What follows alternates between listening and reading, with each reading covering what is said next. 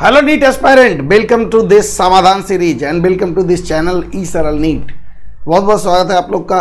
आप लोग इस चैनल को सब्सक्राइब कर दें क्योंकि इस पे आने वाले हर एक रिलीवेंट वीडियो आपको डॉक्टर बनने के सपने को साकार करने में हेल्पफुल होगा। तो बच्चे, फिजिक्स के साथ साथ केमिस्ट्री एंड बायोलॉजी के भी हर एक माइन्यूट टॉपिक का रिवीजन हम समाधान सीरीज के अंदर करते जा रहे हैं और हम इसके साथ साथ नीट के प्यार टॉपिक का भी अध्ययन कर रहे हैं कि नीट के प्यार में कौन से टॉपिक से कितने वेटेज का क्वेश्चन आता है। जैसे अगर मैं बात करूं रोटेशनल मैकेनिक्स का, तो उसमें मोमेंट ऑफ इनर्शिया से कई बार सवाल पूछा गया है। तो बच्चे, आज जिस टॉपिक को हम रिवाइज करने वाले हैं that is called moment of inertia. तो मोमेंट ऑफ इनर्शिया को मचाते हैं, एक एक करके इसको पूरे अच्छे तरीके से कंसेप्ट को समझते हैं कि आखिर नीट में कैसे सवाल पूछे जाएंगे। तो बच्चे, वीडियो को लास्ट तक जरूर देखें क्योंकि आज के बाद मोमेंट ऑफ इनर्शिया सिर्फ और सिर्फ आपका हो जाएगा। ठीक है, चलिए, very good. So let me define myself. This is Satyam Kumar. I am BTech MTech from IIT Kharagpur. करीबन 5 से 6 साल से बच्चों को पढ़ाता आ रहा हूं। चलो बच्चे, वेरी गुड, स्टार्ट करते हैं the important topic moment of inertia को। तो आखिर मोमेंट ऑफ इनर्शिया होता क्या है? How we define moment of inertia? तो सपोज करो कि कोई मास अगर एक्सिस ऑफ रोटेशन से r दूरी पे रखा हुआ है तो उसका मैथमेटिकल एक्सप्रेशन होता है मोमेंट ऑफ इनर्शिया का mr² के बराबर। I is represented by mr², but we are not studying maths here. हम मैथ थोड़ी पढ़ रहे हैं, तो फिजिक्स पढ़ रहे हैं, तो मोमेंट ऑफ इनर्शिया को फील करते हैं। तो जैसे ऑब्जेक्ट को घुमाने में, मान लो एक ऑब्जेक्ट, सर्टेन ऑब्जेक्ट को मैंने ओमेगा से घुमाया, मुझे कुछ सर्टेन कष्ट हुआ घुमाने में, कुछ तो प्रॉब्लम हुआ, कष्ट हुआ, ताकत लगा। दूसरे ऑब्जेक्ट को घुमाने में ओमेगा से हमको ज्यादा ताकत लगा, यानी कि दूसरे ऑब्जेक्ट का मोमेंट ऑफ इनर्शिया ज्यादा रहा होगा। ठीक है बच्चे, तो मोमेंट ऑफ इनर्शिया वर्ड से बेसिकली हम लोग यही समझते हैं कि मोमेंट ऑफ इनर्शिया वर्ड हमें यही बताता है कि आखिर उसको घुमाने में हमें कितना तकलीफ हुआ, उसको घुमाने में हमें कितना कष्ट हुआ। तो moment of inertia defines the rotational inertia. Rotational inertia, जैसे कि आप ट्रांसलेशनल इनर्शिया में देखे थे, मास ट्रांसलेशनल इनर्शिया को रिप्रेजेंट करता था, वैसे ही रोटेशनल इनर्शिया को रिप्रेजेंट मोमेंट ऑफ इनर्शिया करता है। यहां पे रोटेशन सिर्फ मास पे डिपेंड नहीं करता है, वो मास और मास कहाँ एक्सिस से रखे हुए हैं, एक्सिस से कैसे डिस्ट्रीब्यूटेड है एक्सिस के आसपास, उस पर डिपेंड करता है। तो बच्चे, मैथमेटिकली इट इज, अगर ये मान लो एक्सिस ऑफ रोटेशन है तो r दूरी पे एक मास रखा हुआ है तो उसका मोमेंट ऑफ इनर्शिया mr² के बराबर हो जाएगा। ठीक है, याद रखिएगा। चलिए, मान लीजिए कि बहुत सारे मासेज रखे हुए हैं, सिस्टम ऑफ पार्टिकल है भैया, this is axis of rotation.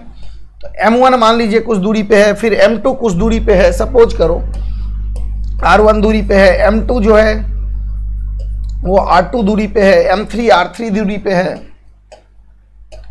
तो इसका m1 का मोमेंट ऑफ इनर्शिया क्या हो जाएगा? m1 r1²। m2 का हो जाएगा m2 r2²। m3 का हो जाएगा m3 r3²। तो this is the net moment of inertia of system. कुछ बच्चे क्या करता है, इसको सर r3 को माइनस ले लें क्या, ये उल्टा डायरेक्शन में? अरे, moment of inertia is a scalar quantity, तो उसके मैग्नीट्यूड को डायरेक्ट जोड़ दीजिए, इसमें वेक्टर का कोई सिग्निफिकेंस ही नहीं है यहाँ पे। ठीक है बेटा, चलिए आगे बढ़ते हैं। तो देख सकते हैं आप, एक सवाल हम लोग कर लेते हैं इस पर जल्दी से फटाफट। Moment of inertia about the given axis, b dash axis के अबाउट इसका मोमेंट ऑफ इनर्शिया निकालना है। स्क्वायर है, side length is 2 metre, so this length is 1 metre, this length is 1 meter, this length is also 1 meter and this length is also 1 meter। तो बच्चे, b dash के about मुझे अगर moment of inertia निकालना है, ये हमारा एक्सिस है जैसा कि बोला गया सवाल में, तो इसका मोमेंट ऑफ इनर्शिया आप क्या लिखेंगे? 1 × 1 का स्क्वायर, प्लस इसका मोमेंट ऑफ इनर्शिया क्या लिखेंगे? 2 × 1 का स्क्वायर, प्लस इसका मोमेंट ऑफ इनर्शिया क्या लिखेंगे? 3 × 1 का स्क्वायर, इसका मोमेंट ऑफ इनर्शिया क्या लिखेंगे? 4 × 1 का स्क्वायर। तो बच्चे, ये हो जाएगा 1 + 2 + 3 + 4, तो that is going to be 10 kg m² के बराबर हो जाएगा। This is the moment of inertia of a system about this axis. आ गया बात समझ में? पक्का? चलिए आगे बढ़ते हैं। नाउ अब कंटिन्यूअस मास डिस्ट्रीब्यूशन की अगर मैं बात करूं तो मोमेंट ऑफ इनर्शिया कैसे निकालेंगे हम? कंटिन्यूअस मास सिस्टम में मासेज हर जगह पे डिस्ट्रीब्यूटेड है, तो ऑब्वियसली एक आर वेरिएबल दूरी पे तुमको एक छोटा सा मास डीएम लेना होगा। तो इस डीएम का मोमेंट ऑफ इनर्शिया कितना हो जाएगा? डीएम आर स्क्वायर के बराबर। और आर वेरिएबल ऐसे ऐसे बहुत सारे डीएम होंगे, तो इसको इंटीग्रेट कर दीजिएगा तो you will get the moment of inertia of the system. तुम्हें क्या मिल जाएगा? Moment of inertia of the system मिल जाएगा। पक्का बच्चे? पक्का, गारंटी के साथ। Very good. चलिए तो बच्चे सबसे पहले आते हैं जो कि स्टैंडर्ड मोमेंट ऑफ इनर्शिया है, उसको हम याद भी करेंगे। तो moment of inertia of a rod about this and, तो करते कैसे हैं? बिल्कुल x डिस्टेंस पे dx थिकनेस ले लिया, इसका मास dm हो गया। तो अगर इसका मास dm हो गया बच्चे, तो हम क्या करेंगे? इस dm मास का मोमेंट ऑफ इनर्शिया लिख देंगे dm x स्क्वायर। इसको इंटीग्रेट कर देंगे बेसिकली, कहां से कहां तक? 0 से l तक। तो मोमेंट ऑफ इनर्शिया आ जाएगा ना यहां से। तो dm की वैल्यू अगर आप लिखें तो that will be m/l into dx के बराबर आ जाएगा, इंटू एक्स स्क्वायर। तो बच्चे अगर इसको हम इंटीग्रेट करें 0 से l तक, तो we are going to get ml square by 3।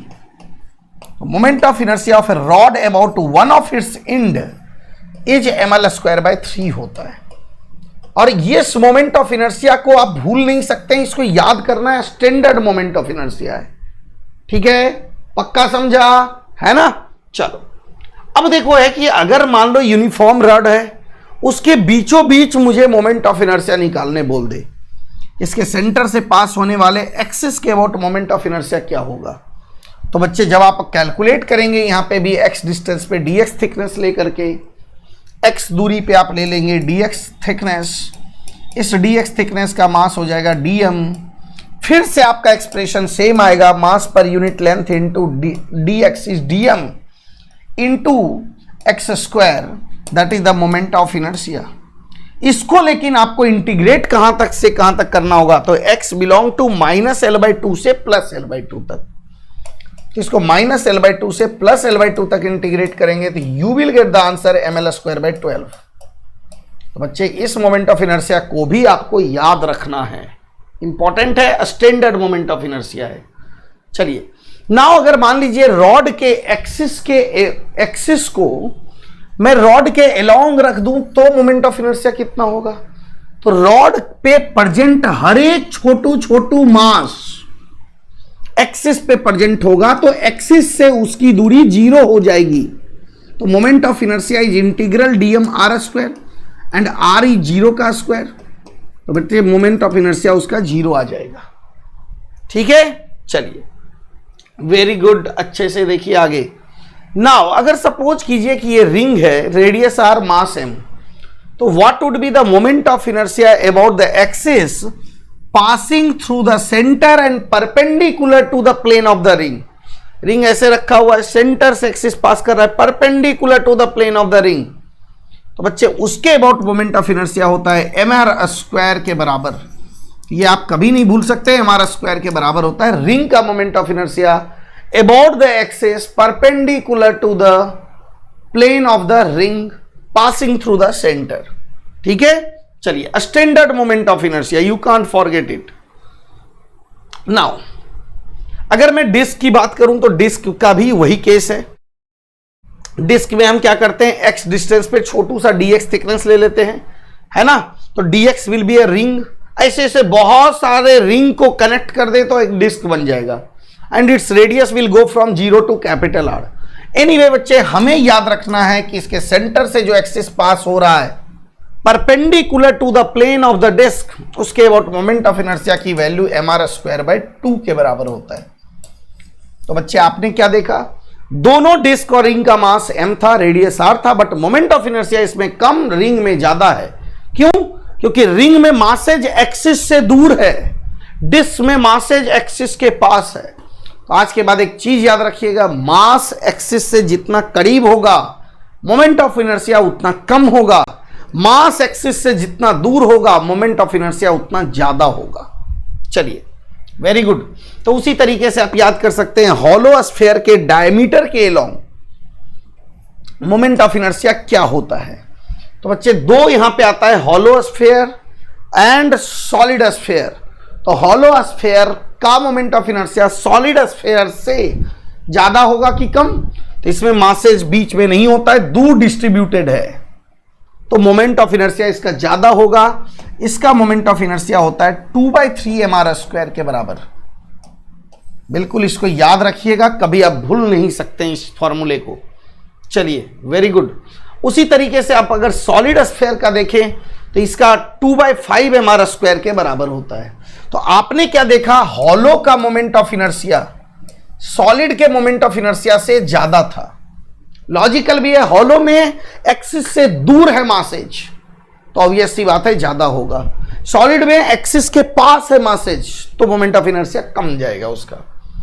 Now coming to another good theorem that is called perpendicular axis theorem. तो बच्चे इसके लिए मैं सबसे पहली बात ये करूंगा कि this theorem is only valid for planar object. इसको आप सिर्फ और सिर्फ प्लेनर ऑब्जेक्ट के लिए वैलिड करवा सकते हैं। This theorem is only valid for planar object. आप ऐसा नहीं कर सकते हैं कि कोई भी डिस्क के लिए लगा सकते हैं, रिंग के लिए लगा सकते हैं, रेक्टेंगुलर प्लेट के लिए लगा सकते हैं, स्क्वायर के लिए लगा सकते हैं, ट्रायंगल के लिए लगा सकते हैं, बट ऐसा नहीं करेंगे इसको क्यूब के लिए इस्तेमाल कर दें। तो सबसे पहली बात यह है बेटा, तो इसमें कहता क्या है ये ध्यान से सुन लीजिए। अगर मान लीजिए कोई एक प्लेनर लैमिना XY प्लेन में है, वो YZ प्लेन में, ZX प्लेन में भी हो सकता है। अगर वो XY प्लेन में है तो Z axis will be perpendicular to the plane. Z axis उस प्लेन के परपेंडिकुलर होगा। तो moment of inertia about Z axis जो होता है, परपेंडिकुलर एक्सिस के अबाउट जो मोमेंट ऑफ इनर्शिया होता है, is equal to IX plus IY के बराबर होता है। तो ध्यान से रहे कि अगर XY प्लेन में ऑब्जेक्ट है तो moment of inertia about X axis Y axis के समीशन को आप क्या लिख सकते हैं, moment of inertia about Z axis which will be perpendicular to the plane.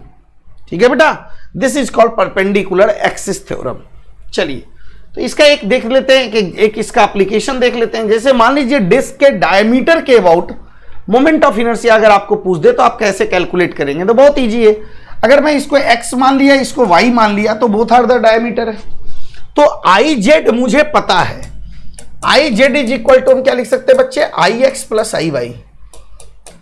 IZ की वैल्यू मैंने अभी कैलकुलेट किया है, mr²/2 के बराबर होता है। Now x axis and y axis both are the diameter of the disc, तो उसके about moment of inertia equal होगा। तो इसके अबाउट I, तो इसके अबाउट भी I, तो इसको हम ट्वाइस I लिख सकते हैं।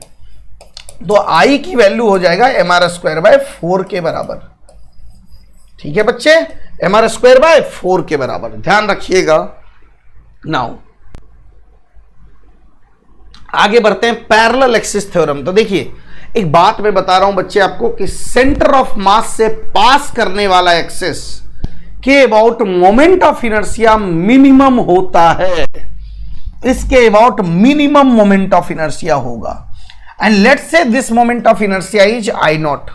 उसको थोड़ी देर के लिए अगर आप I0 एज्यूम करते हैं, मान लीजिए उस मोमेंट ऑफ इनर्शिया को, एंड सपोज करो ये मास m है, एंड ये प्लेनर के लिए नहीं, ये सारे टाइप के ऑब्जेक्ट के लिए वैलिड होता है।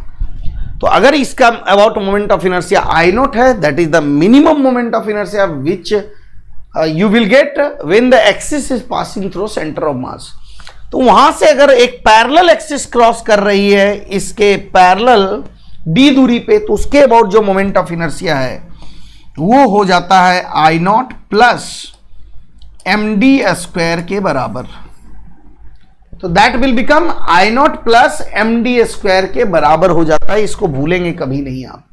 ठीक है बच्चे, चलिए, that is called parallel axis theorem. जैसे देखिए एग्जांपल, स्फीयर का बोल दिया टेंजेंट के अलोंग बता, और इसको तुम किसी के लिए भी यूज कर सकते हो, 3D object, 2D object, planar object, कैसा भी हो। तो डायमीटर के अबाउट मोमेंट ऑफ इनर्शिया मुझे पता है यार कि सॉलिड स्फीयर का 2/5 mr² होता है। तो this is I0, centre of mass से पास कर रहा है, ये मिनिमम मोमेंट ऑफ इनर्शिया है। यहां से इस पैरेलल एक्सिस की दूरी r है। तो इसके अबाउट पैरेलल एक्सिस थ्योरम अगर हम लगा दें तो इसके अबाउट मोमेंट ऑफ इनर्शिया कितना हो जाएगा, I0 plus m into this distance का स्क्वायर। तो बच्चे आई नॉट की वैल्यू पुट कर दो 2/5 mr² प्लस mr², तो that become equal to 7 mr²/5 के बराबर आ जाएगा, है ना बच्चे। That is the moment of inertia of disc of this solid sphere about the tangent. ठीक है बच्चे, very good. So this is all about the moment of inertia of any object, जो कि रोटेशनल इनर्शिया को verify करवाता है, rotational inertia की जानकारी देता है। तो इसी तरीके से पढ़ते रहें एक एक माइन्यूट टॉपिक को, इस सरल समाधान सीरीज में एक एक माइन्यूट टॉपिक को पढ़ते रहें बेटा, मचाते रहें। Wish you all the best, thank you, bye, take care, love you.